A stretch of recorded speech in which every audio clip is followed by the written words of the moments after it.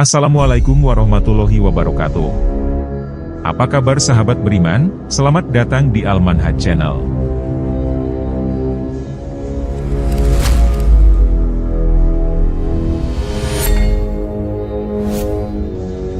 Sahabat Al-Manhaj, kisah mengenai Ya'juj dan Ma'juj selalu memikat rasa ingin tahu banyak umat muslim di dunia.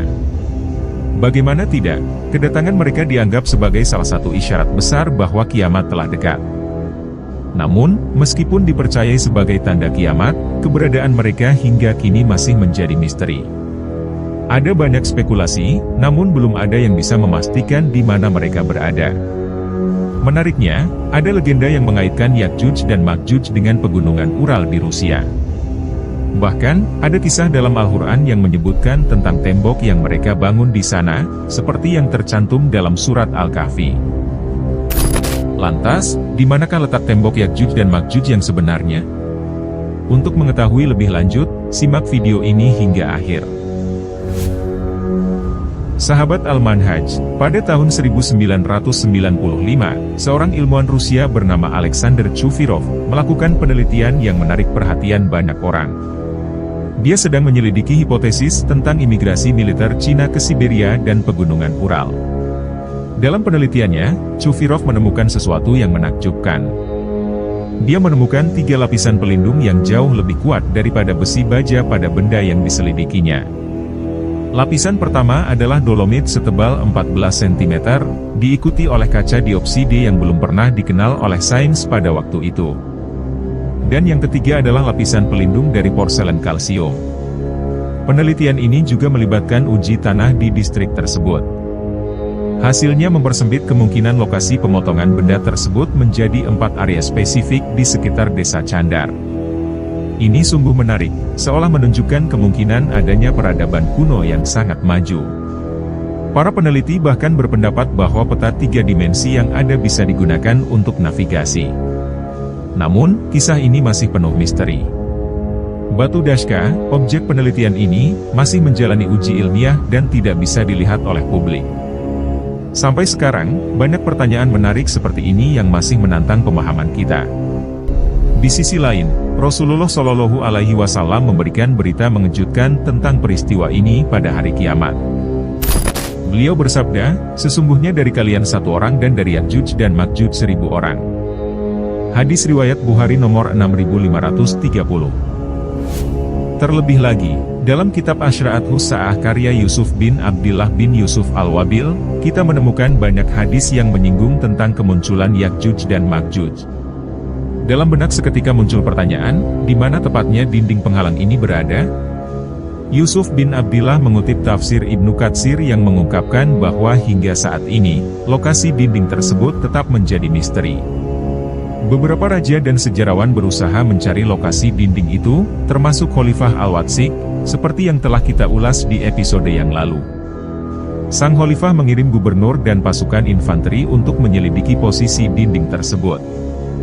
Perjalanan panjang dimulai, melewati berbagai negeri dan kerajaan, hingga akhirnya mereka menemukan dinding megah yang terbuat dari besi dan timah. Dinding ini memiliki pintu besar dengan kunci yang besar, serta dijaga oleh kerajaan-kerajaan sekitarnya. Ketinggiannya membuatnya tak bisa didaki, bahkan gunung-gunung di sekitar tak sanggup menandingi. Ibnu Katsir, dalam karyanya yang fenomenal, Dahsyatnya Hari Kiamat, menjelaskan bahwa dalam sejumlah hadis, kita mendapati upaya Ya'juj dan Ma'juj untuk merobohkan dinding megah itu. Dari Zainab binti Jahsy, mengungkapkan momen luar biasa ketika Rasulullah Shallallahu Alaihi Wasallam terbangun dengan wajah memerah. Rasulullah berkata, tidak ada Tuhan selain Allah. Celakalah orang Arab dari kejahatan yang mendekat.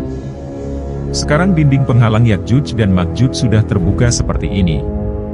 Seraya melingkarkan jarinya yang menunjukkan kenyataan yang tak terelakkan. Satu riwayat menggambarkan beliau membentuk lingkaran dengan 70 hingga 90 jari, yang menunjukkan sejauh mana betapa besar penghalang ini sudah berlubang. Zainab bertanya dengan penuh keprihatinan, "Wahai Rasulullah, apakah kami akan binasa, sementara di tengah-tengah kami hidup orang-orang soleh?" Dengan tegas beliau menjawab, "Ya, jika keburukan merajalela." Kemudian, informasi lebih mendalam datang dari Imam Ahmad, At-Tirmidzi, dan Ibnu Majah. Abu Said Al-Hudri, yang mendengar langsung dari Rasulullah Shallallahu Alaihi Wasallam, memberitahu kita bahwa Ya'juj dan Ma'juj akan turun dengan cepat dari tempat-tempat yang tinggi. Saat itu, mereka akan menyebabkan kekacauan dan ketakutan. Manusia akan lari meninggalkan kota-kota dan benteng-bentengnya untuk melarikan diri dari kehadiran mereka yang menakutkan. Yang paling mengejutkan adalah bagaimana Ya'juj dan Ma'juj menghabiskan seluruh air di muka bumi. Hingga sungai-sungai mengering karena ulahnya. Begitu mereka melintasi sungai, bekas-bekasnya menjadi kering kerontang, meninggalkan orang yang datang setelah mereka dengan pertanyaan yang penuh keheranan. Salah satu dari mereka berkata, "Dulu di sini ada air."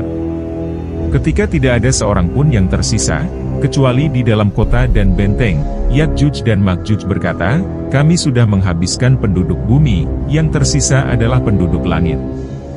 Rasulullah Shallallahu Alaihi Wasallam meneruskan. Selanjutnya, seorang dari mereka mengacungkan tombaknya dan melemparkannya ke langit lalu kembali lagi dalam keadaan berlumuran darah. Pada saat itu, Allah mengirimkan penyakit di leher mereka, seperti ulat belalang yang keluar dari leher mereka. Tanpa suara atau gejala, mereka pun mati, meninggalkan bumi dalam keheningan. Dalam banyak referensi, Ya'juj dan Ma'juj digambarkan sebagai keturunan Nabi Adam alaihi salam yang suka menciptakan kerusakan di bumi.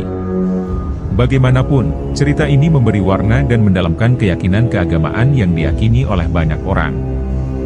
Syekh Muhammad bin Shalih Al-Utsaimin mengungkapkan fakta yang mengejutkan mengenai Ya'juj dan Ma'juj, yaitu dua kelompok dari keturunan manusia Bani Adam. Dia menegaskan pandangan ini dalam kitab Fatawa Anil Iman wa Arkaniha, yang disusun oleh Abu Muhammad Ashraf bin Abdul Maksud. Syekh Al-Utsaimin memetik ayat-ayat Al-Quran dan hadis terkait Ya'juj dan Ma'juj yang menghadirkan lapisan makna yang menakjubkan.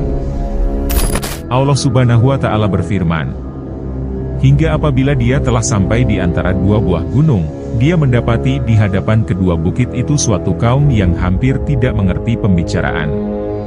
Mereka berkata, 'Hai Dzulkarnain, sesungguhnya Ya'juj dan Ma'juj itu orang-orang yang membuat kerusakan di muka bumi, maka dapatkah kami memberikan sesuatu pembayaran kepadamu, supaya kamu membuat dinding antara kami dan mereka?' Dzulkarnain berkata, 'Apa yang telah dikuasakan oleh Tuhanku kepadaku terhadapnya adalah lebih baik, maka tolonglah aku dengan kekuatan manusia dan alat-alat.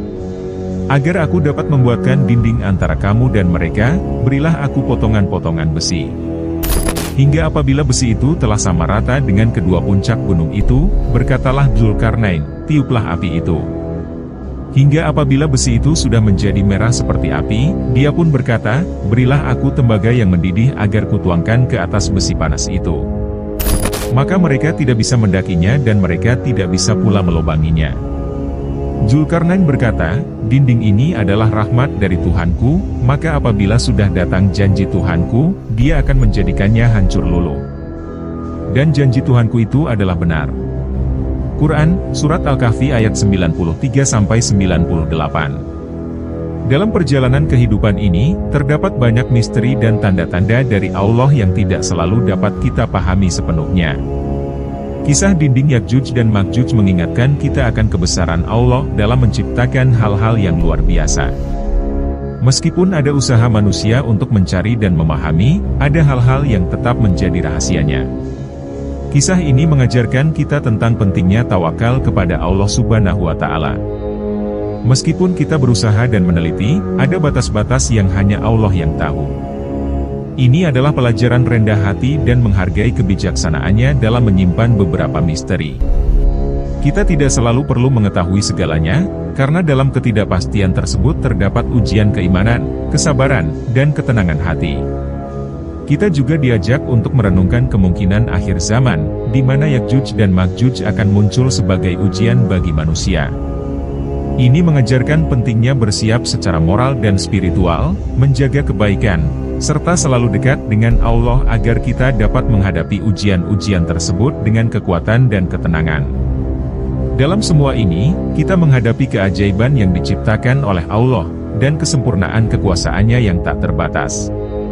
Dalam ketidakmampuan kita untuk memahami sepenuhnya, ada keindahan dalam tawakal, kerendahan hati, dan kepercayaan yang kokoh kepada Allah yang harus terus kita pelihara dalam perjalanan hidup kita. Sahabat Al-Manhaj, jangan lupa klik tombol subscribe, like, dan share, untuk berbagi informasi bermanfaat. Terima kasih. Wassalamualaikum warahmatullahi wabarakatuh.